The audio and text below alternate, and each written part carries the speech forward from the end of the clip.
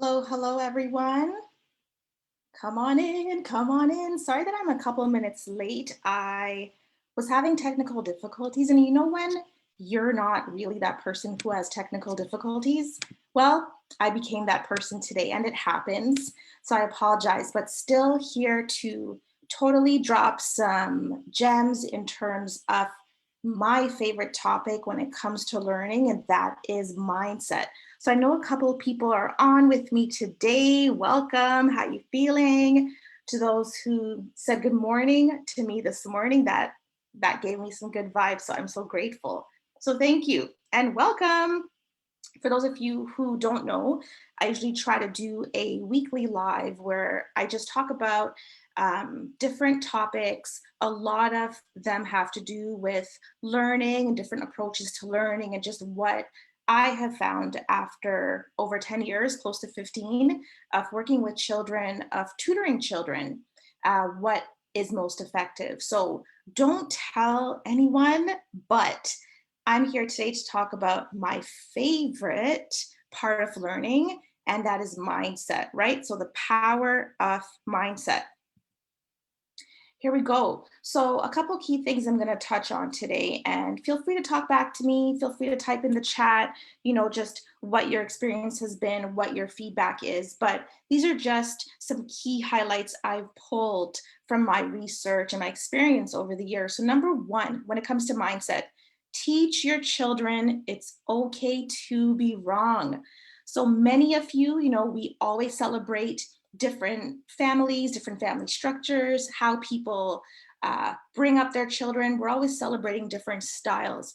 But one thing I've found common across all races, cultures, family dynamics is that very often when children are encouraged that it's okay to be wrong, it removes tons of other domino effect things that happen, right? So, shame, guilt, sometimes it's secrecy, right? Things like that. So, when it comes to mindset and how we want to have our children approach things, life in general, but specifically learning, teach them that it's okay to be wrong.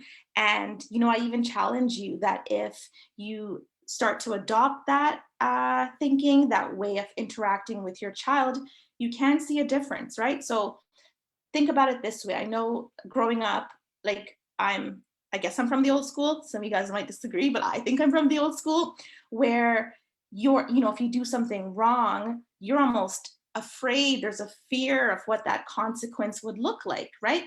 As opposed to, I have great experience with hearing about families when a child has done something wrong, they're okay with fessing up and sharing that with their parent instead of running and hiding, right? So that whole dynamic, I encourage all of you to, if you're not using it already, to give it a try.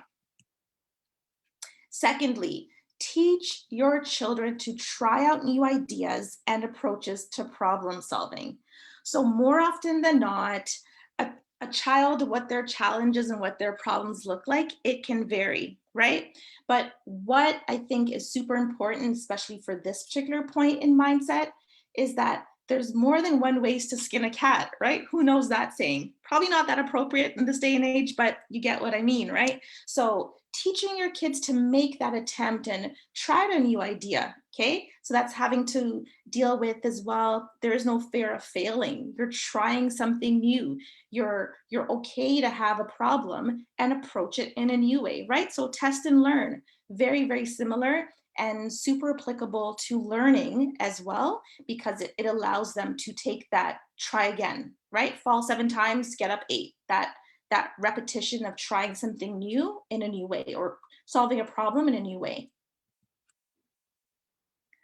Thirdly, we're talking about teaching your children to keep trying to solve a hard problem, even if they can't see the end solution. Wow, we are trying more and more to ensure that our children are, they've gone through so much, that's for sure. But having them know that the effort in them keeping on trying something that's hard, that's going to go a long way. That's not just for their childhood, that sort of habit, that sort of approach to problem solving is going to be really, really rewarding for them.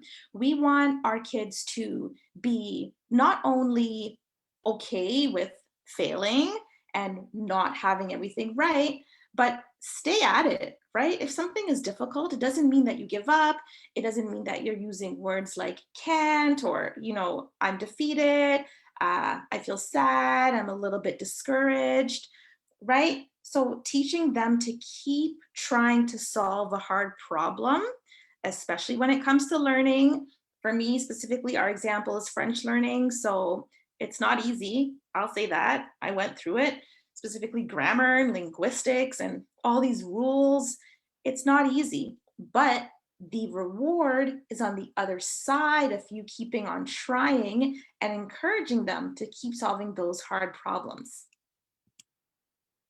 4, teach them the mantra, mistakes help my brain grow.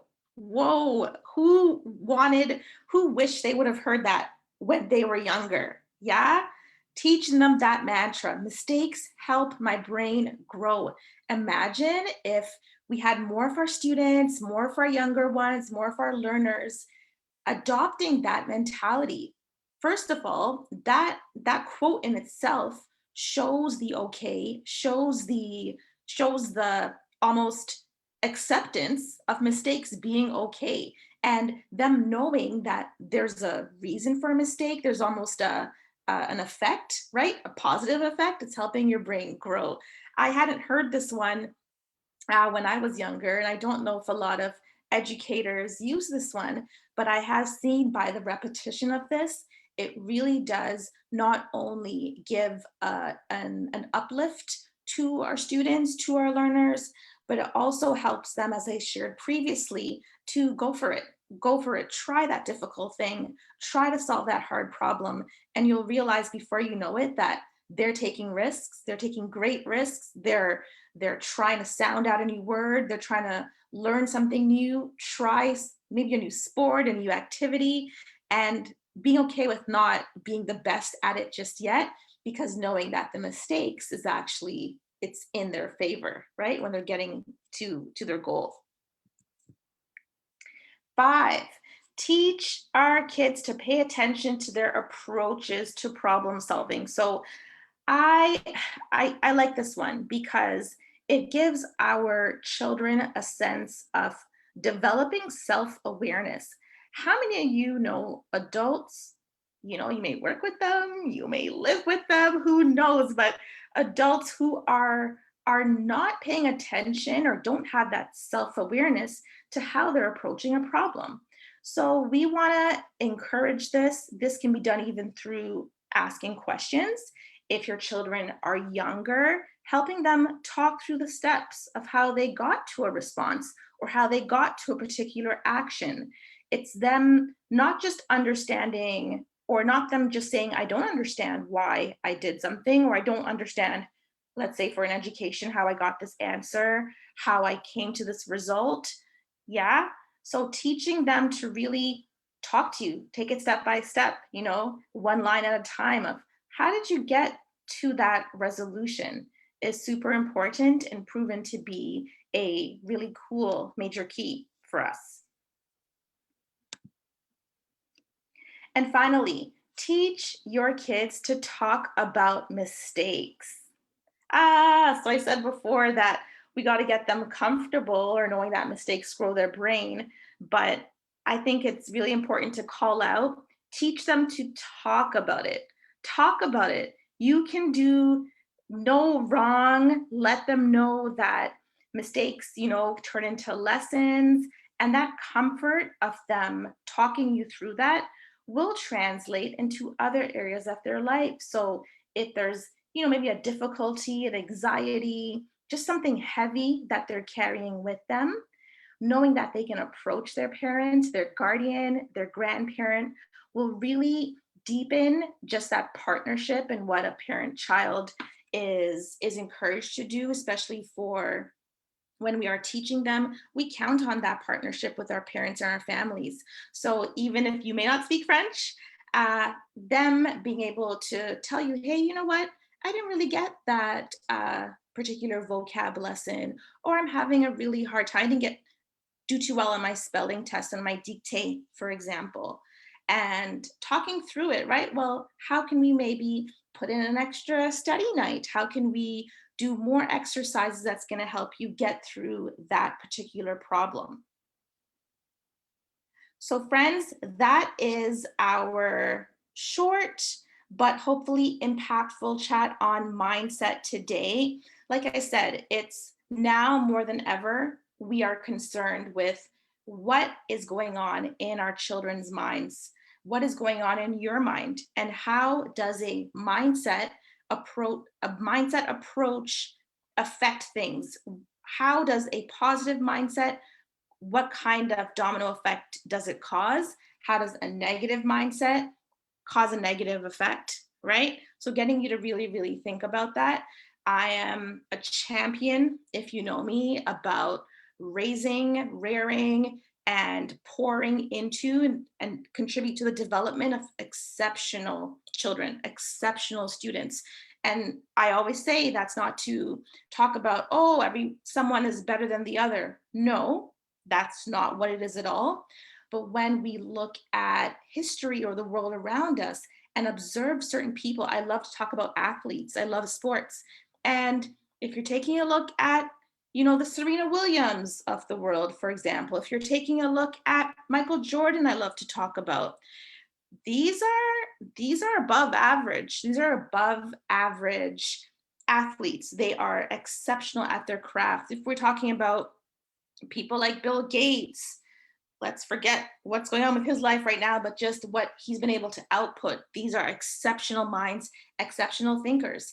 And a lot of what their exceptional reality right now, a lot of that has resulted from, especially for our athletes, our Serena Williams of the world, our MJ, even like Tiger Woods, their parents were literally guiding them step by step in whatever they were involved in order to ensure that they were above average, that they were exceptional. And all of our students, we work on mindset as one of our first teachings we work on with them. We want to make sure that they're dreaming big. Yeah, it's not about what do you want to be where you grow up, not in my world. It's about what problem are you hoping to solve? What life goals and aspirations do you have? And I don't think we're meant to be put into one box. I really don't believe that. I believe that we can have our ballet dancers who want to be astronauts and also play rugby. You know what I mean? I really don't like putting our children in a box. And I encourage all of you to dream out loud with your children. Really, we're counting on parents now more than ever to be putting in that encouraging word in your child's mind. They're going through a lot. We're all going through a lot in terms of this pandemic, and their education and school structure and what that looks like has been affected. So we are super concerned with making sure that while this pandemic, while this negativity, this uncertainty is going on, we're still contributing to them having great minds, because these minds are what are going to take us to the next level and take us into the future. So that's it for now.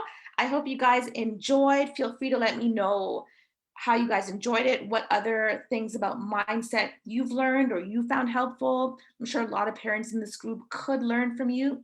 We're here to learn from each other. And I encourage you to take some of these takeaways from today and, yeah, let me know how it goes. Take care, everyone. Enjoy your evening, enjoy your dinner, and enjoy your weekend. Take care. Bye.